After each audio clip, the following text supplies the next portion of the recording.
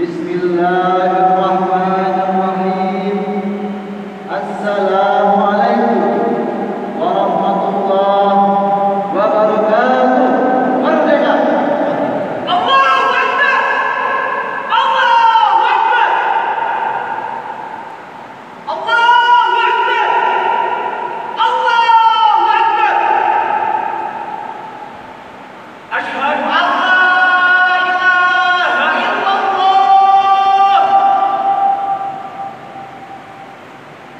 Asyhadu an la ilaha illallah. Asyhadu anna Muhammadar Rasulullah.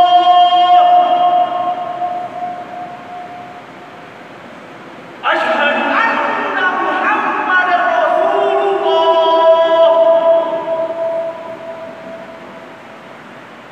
Hayya 'alas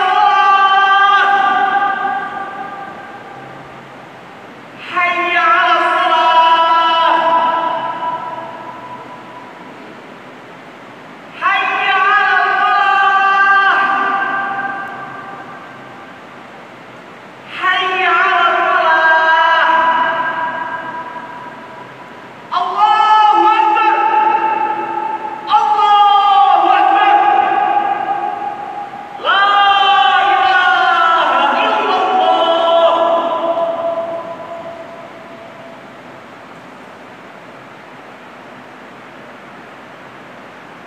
Warahmatullahi wabarakatuh. Alhamdulillah, sidang Jumat yang berbahagia. Kita bersyukur pada Allah,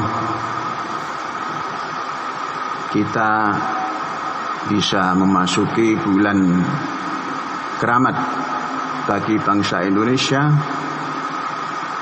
dan juga bagi Az-Zaitun. Agustus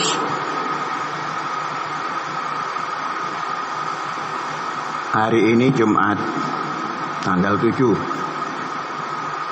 Kemudian nanti 17 Agustus hari proklamasi kemerdekaan Republik Indonesia. Kemudian setelah itu 10 hari lagi 27 Agustus Az-Zaitun diresmikan oleh Presiden Habibie. Jadi di Agustus ini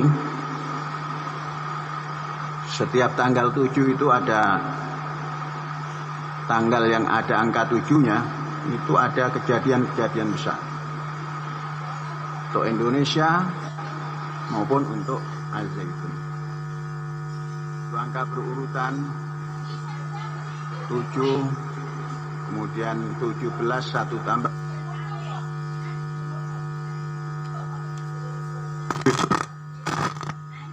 7, 8, 9. Jadi kita anggap hari keramat. Mengapa keramat? Penuh karomah. Jadi keramat itu karomah. Jangan dimaknai macam-macam. Oh ini hari keramat, wah klinik. Bukan. Masa karomah klinik? Karomah itu karim, mukarram.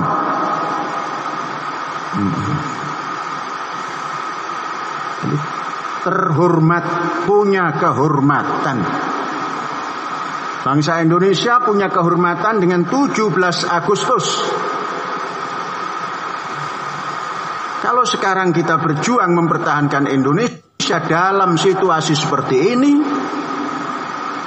ini mempertahankan karomah, mempertahankan keramat. Orang Indonesia kalau berbahasa Arab fasih, tapi berbahasa Indonesia juga fasih, keramat.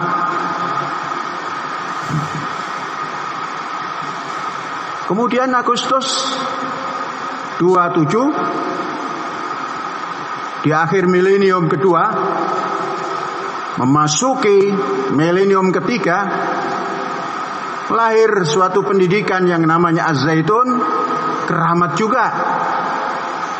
Kita orang-orang Az-Zaitun memiliki keramat, karomah. Apakah dipilih? Tidak. Ya, karomah itu nggak pernah dipilih. 17 Agustus tidak pernah dipilih. Ringan saja Soekarno-Hatta memproklamirkan, walaupun sebelumnya didesak-desak oleh para pemuda, sampai waktunya 17 Agustus tanpa didesak keluar proklamasi. 27 Agustus bukan Az-Zaitun yang menentukan. Presiden Habibie yang memilih tanggal itu, dan jadilah diproklamirkan berdirinya Ma'had Az-Zaitun 27 Agustus 89. Kita mempertahankan Indonesia satu kewajiban. Mempertahankan Indonesia adalah mempertahankan dasar-dasar negaranya. Mengapa saya mengatakan dasar-dasar? Karena dasar-dasar negara Indonesia itu tersimpul dalam sebuah nama yang kemudian diistilahkan Pancasila. Isinya ketuhanan yang Maha Esa, kemanusiaan yang adil beradab, persatuan Indonesia, kerakyatan yang dipimpin oleh hikmat kebijaksanaan dalam permusyawaratan perwakilan, mewujudkan satu keadilan sosial bagi seluruh rakyat Indonesia. Ini dasar. Semuanya berpusat kepada ketuhanan yang Maha Esa. Tidak boleh ada di Indonesia tidak memiliki keyakinan dan kepercayaan kepada Tuhan yang Maha Esa. Mengapa? Karena dasarnya seperti itu. Katakanlah kalau itu disimpulkan agama. Kemudian kemanusiaan. Kemanusiaan dan persatuan Indonesia itulah nasional Indonesia. Kemudian kerakyatan itulah demokrasi Indonesia. Demokrasi Indonesia kalau dibaca daripada dasar Indonesia yang berbunyi kerakyatan, yang dipimpin oleh hikmat kebijaksanaan dalam permusyawaratan perwakilan, maka demokrasi Indonesia bukan demokrasi liberal, tapi demokrasi perwakilan. Rakyat memilih wakil-wakilnya, wakil-wakil itulah yang menentukan apa yang akan digagas untuk Indonesia. Wujudlah Majelis Permusyawaratan Rakyat.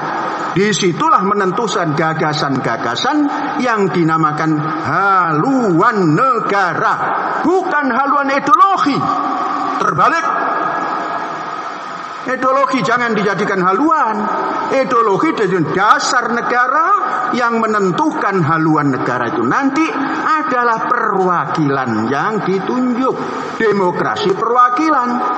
Selama kita melenceng dari kerakyatan yang dipimpin oleh hikmat kebijaksanaan, tidak bakalan menemukan apa yang diwujudkan, mewujudkan satu keadilan sosial. Tidak mungkin. Mengapa? Demokrasinya melenceng daripada demokrasi perwakilan. Itu dasar negara itu. Maka harus dikembalikan. Kembalikan. Dan baru bangsa Indonesia dan negara dan pemerintah mempunyai haluan negara. Negara tanpa haluan bagaimana? Yang ngalor ngidul, ngetan bali ngulon, merono mrene mung sak paran-paran. Ya sak karepe dhewe. Nah itu. Artinya kemanusiaan adil beradab, persatuan, kerakyatan, itulah nasionalis Indonesia, nasionalisme Indonesia. Maka untuk apa semua itu? Untuk mewujudkan keadilan sosial. Kalau dulu Bung Karno tidak membuat gagasan Nasakom, tapi dirubah nasasos. Mungkin bangsa Indonesia akan menerima. Mengapa? Sosialisme Indonesia itu beda, bukan komunis. Mewujudkan satu keadilan sosial, itulah sosialisme Indonesia. Bertuhan, berkemanusiaan, berpersatuan, berdemokrasi, perwakilan. Nah, saudara-saudara, memang hari ke hari kita harus ingatkan. Diingatkan di Al-Hayat, sumber kehidupan. Diingatkan di Rahmatan lil Alamin untuk semua manusia.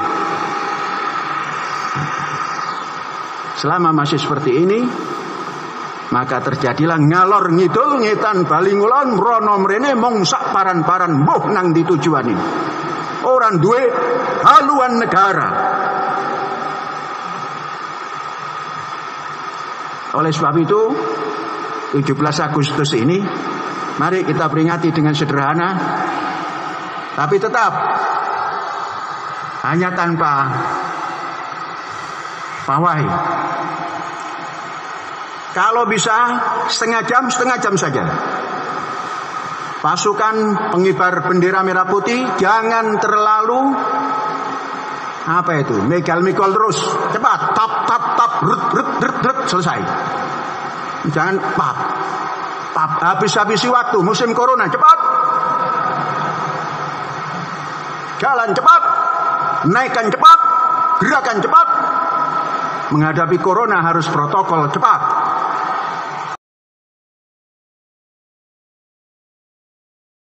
Sahabat toleransi perdamaian, menuju 1 juta subscriber. Don't forget to like, comment, subscribe, turn on notification, And share to the world.